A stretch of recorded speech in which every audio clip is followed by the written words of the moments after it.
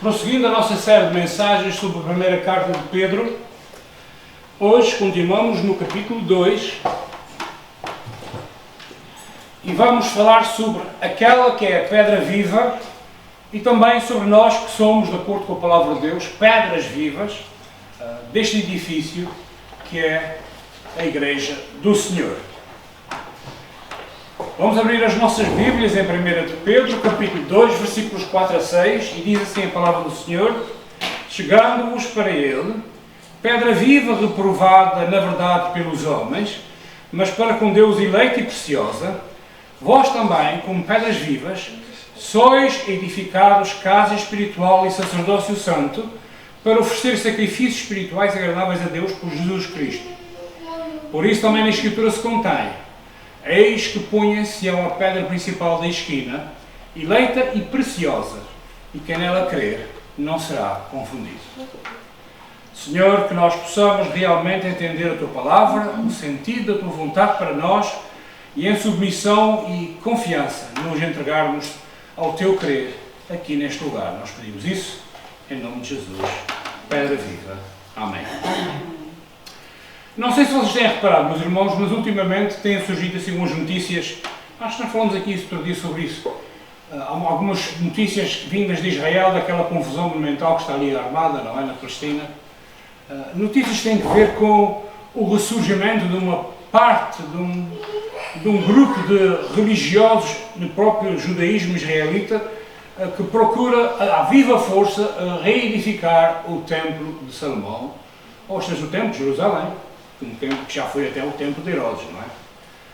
A última tentativa foi conseguir encontrar uma novilha vermelha, que é um dos elementos da consagração do templo, e testes genéticos foram feitos e há misturas genéticas também, e conseguiram fazer 5.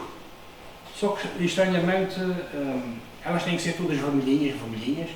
Estranhamente, uma delas tem uns pelinhos brancos, portanto está desqualificada, não pode ser. Desculpa, a Bíblia diz assim, não é? Sim, a Bíblia também diz muitas coisas que as pessoas não fazem, não é? Tem esse pequeno detalhe. Nomeadamente, a Bíblia não fala de reerguer o Templo de Jerusalém. Mas há gente, até nas igrejas evangélicas, há um grupo importante dentro dos cristãos evangélicos que está doidinho para que haja de novo um templo em Jerusalém. Quando digo doidinho, digo mesmo assim, fora dos carretos, fora dos eixos, porque sinceramente é um desejo meramente humano e não divino. Porque a palavra de Deus diz claramente que o templo já está.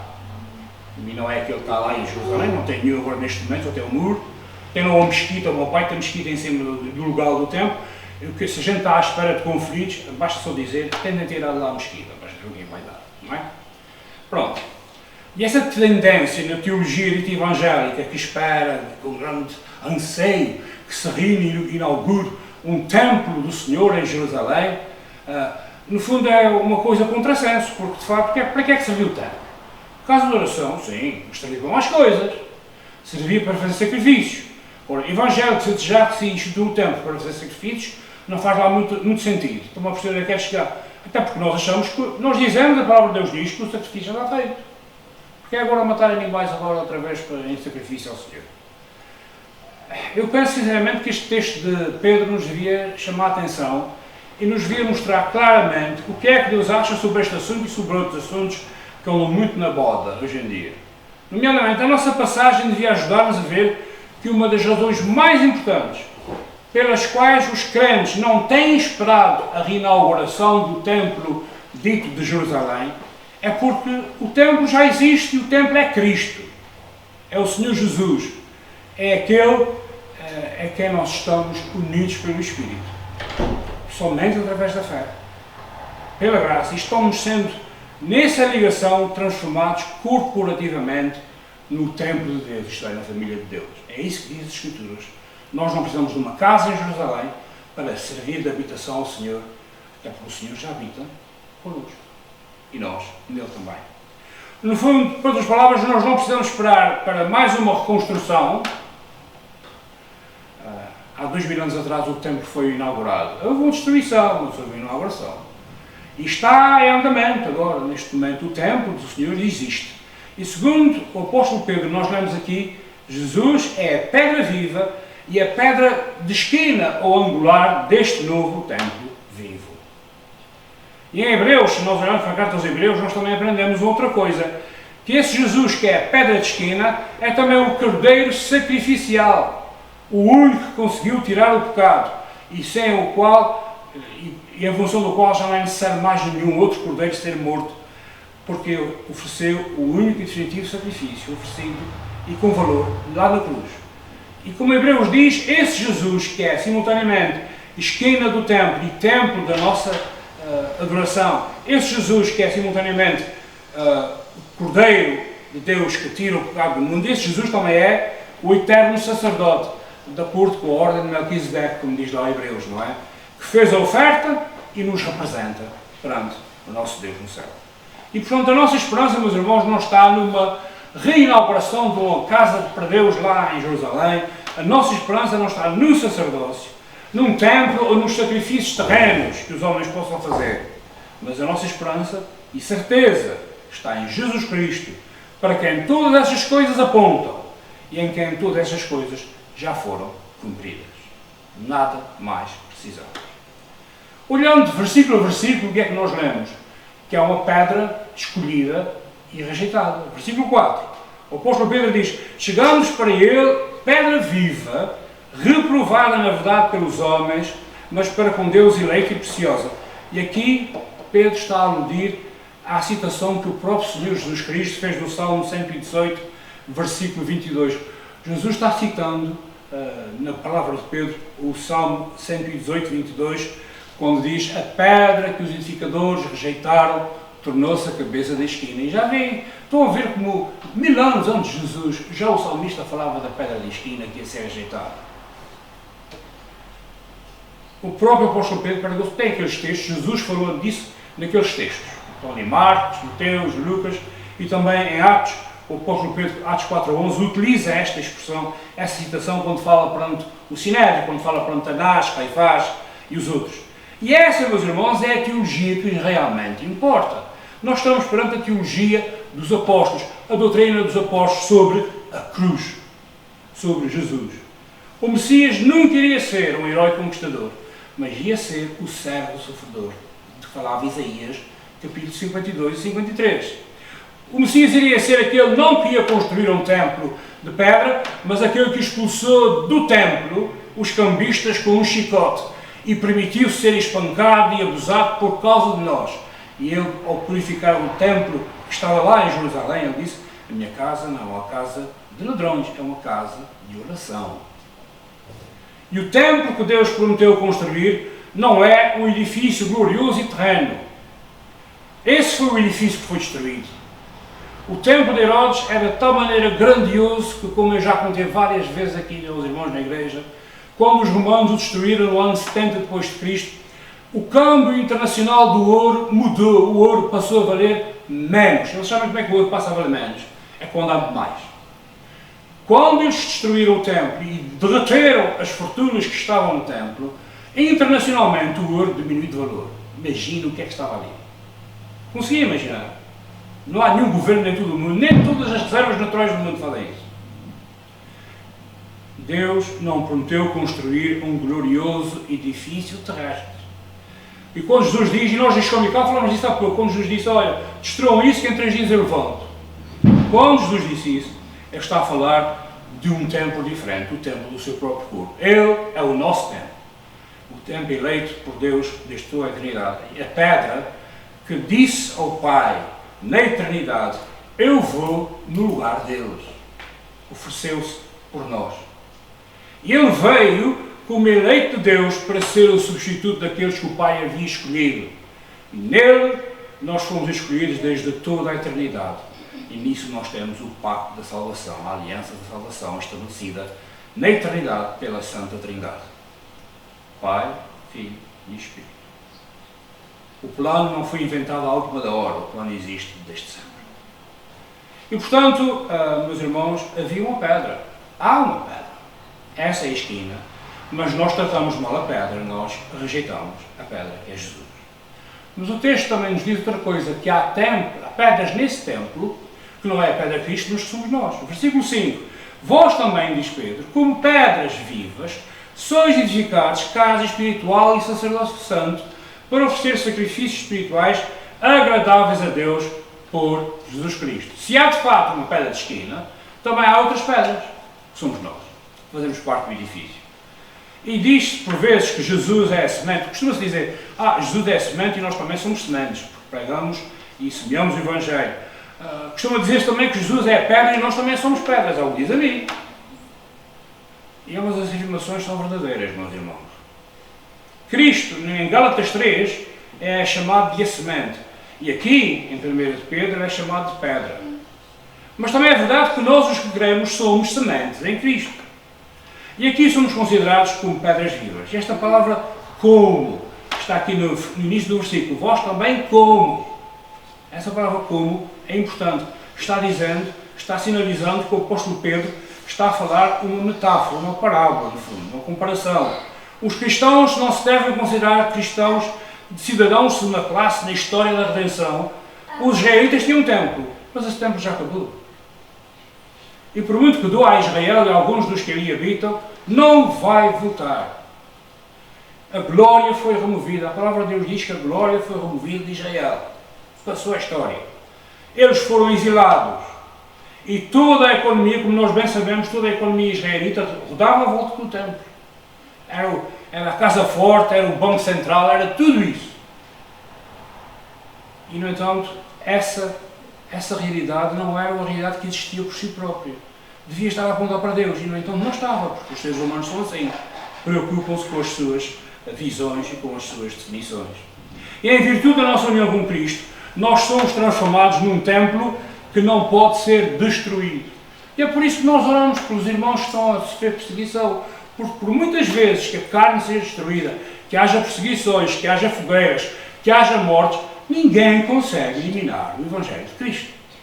O apóstolo Paulo diz, nem a morte, nem a vida, nem o presente, nem o futuro, nada nos pode separar do amor de Deus que está em Cristo, nosso Senhor. Fora das outras coisas estão no meio, não é? Sabem, nós somos templos vivos, compostos de pedras vivas, e essas pedras são aquelas em que o Espírito Santo de Deus habita pelo mesmo Espírito. É o mesmo Espírito que ressuscitou Jesus dentre os mortos. E Ele também nos ressuscitou dentre os mortos vivos que nós éramos e nos está santificando, dando-nos nova vida. Ele nos está conformando com a principal pedra angular. E é por isso que Pedro fala de casa espiritual. Somos edificados casa espiritual. Porque não é tanto um edifício imaterial. Os humanos são de carne, são de osso, somos pessoas. A gente toca, a gente prefere e dói, não é? Mas nós somos um edifício feito pelo Espírito Santo. Daí é maiúsculo, tá bom? Pelo Espírito. E sabe, o mesmo Espírito que habitou no antigo templo, que fez o tal Espírito que fez brilhar o rosto de Moisés na montanha quando ele desceu da montanha, que conduziu os israelitas pelo deserto. Esse Espírito está sobre nós e dentro de nós, como povo de Deus, que está unido a Cristo. E mais do que isso, como Jesus é o sumo sacerdote, nós somos nele um sacerdócio santo, bendito. Fomos purificados, fomos separados, estamos vestidos com vestes de justiça, e estamos nele, no Santo dos Santos, temos acesso a Deus, e estamos, como acontecia antes, face a face com o nosso Deus. Trazemos uma oferta final. E qual é a oferta que nós trazemos? De uma vez por todas, aquela oferta que o próprio Senhor Jesus ofereceu de si mesmo, por uma só vez, na cruz. Além disso, nós oferecemos também outra coisa, sacrifícios espirituais, está ali escrito. Podemos oferecer sacrifícios espirituais, que não têm a ver com o derramamento de sangue, mas com louvor, adoração e exaltação. Estes não são sacrifícios propiciatórios. É isso que a Igreja Católica diz. O santo sacrifício da missa. Todos os dias a missa é repetida e o sacrifício de Jesus é reificado. Não se esqueçam que Paulo diz uma coisa muito importante. Em Romanos capítulo 12, versículo 1, ele diz: rogo-vos, pois, irmãos, pela compaixão de Deus. Eu gosto muito dessa expressão, parece que Paulo está dizendo, por favor, tenham atenção, não é?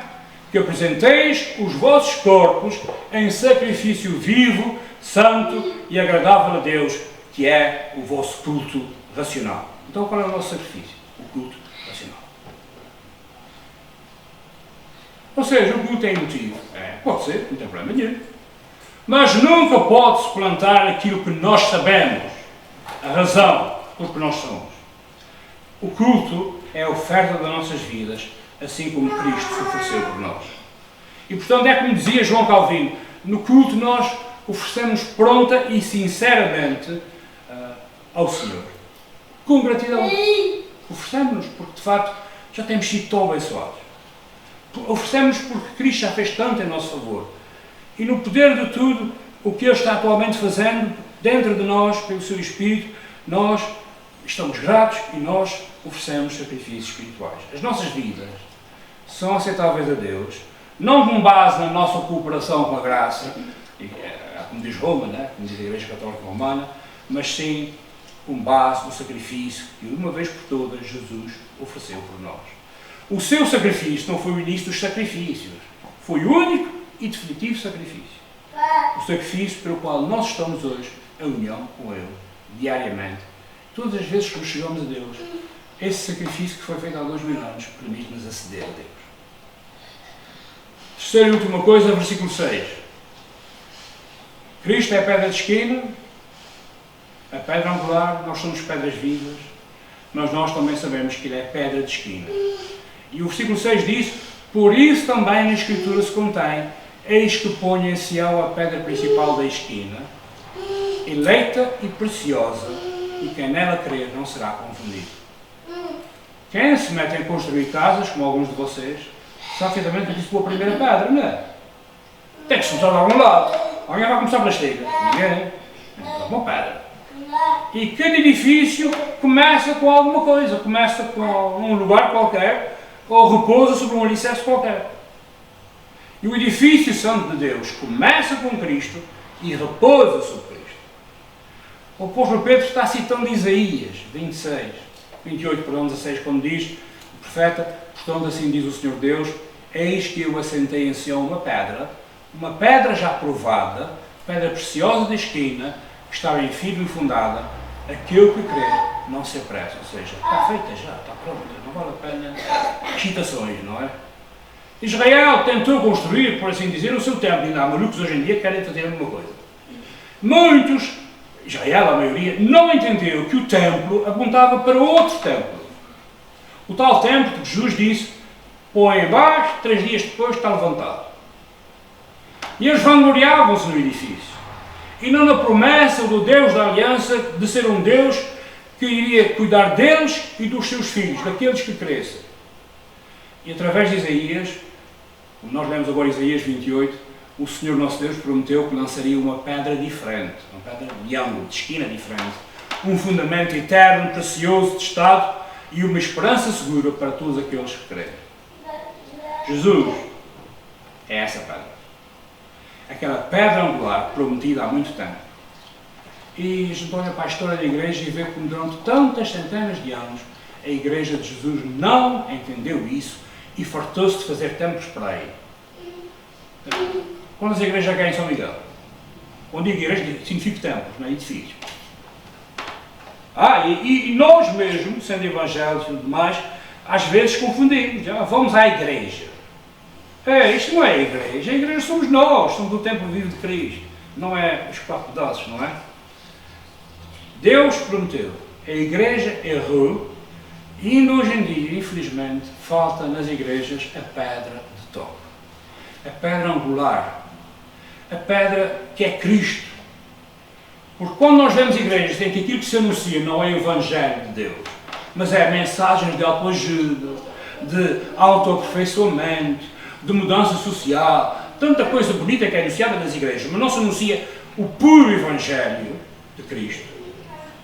Quando Jesus é um pretexto e não é o texto, nós vemos como é tão fácil ver tanta gente reunida em volta de pastores, de apóstolos, de bispos, de gente muito importante, que nunca chegam aos calcanhares da pedra de esquina. É tentador nós reunirmos em torno de personalidades populares, animador, não é? Programas modernos. Mas o que é que eles têm a ver com aquele servo que foi rejeitado? O que é que eles têm a ver com a pedra que foi levada? Não se esqueçam que quando Pedro está a escrever, Ele está a escrever a cristãos que estavam no Ponto, na Capadócia, na Bitínia, na Ásia Menor, a atual Turquia. E esses cristãos estavam a ser perseguidos. Estavam a ser pressionados. E Pedro estava preocupado e queria dizer-lhes, olha, por mais que vocês sofram, vocês não estão sozinhos. Porque vocês fazem parte de um grande edifício. Um edifício espiritual em que os escarnecedores e os críticos não podiam ver e não entendiam. Mas é um edifício que é tão real hoje como é naquela época. É real, pois Cristo é real. É real, pois Cristo é verdadeiro e vivo. E Jesus constrói sobre si mesmo, pelo seu poderoso Espírito Santo, esse edifício do que nós somos parte. Nós podemos deixar que as pessoas façam o que fizerem e digam o que disserem. Há um edifício do qual eu faço parte e vocês fazem parte, que coisa alguma pode derrubar. E essa é uma alegria, uma certeza e um prazer saber que o nosso Deus nos aceitou de tal modo que nós podemos fazer parte dele. Que Ele nos ajude, que nos abençoe e possamos realmente entender o que é isso de ser parte dele mesmo.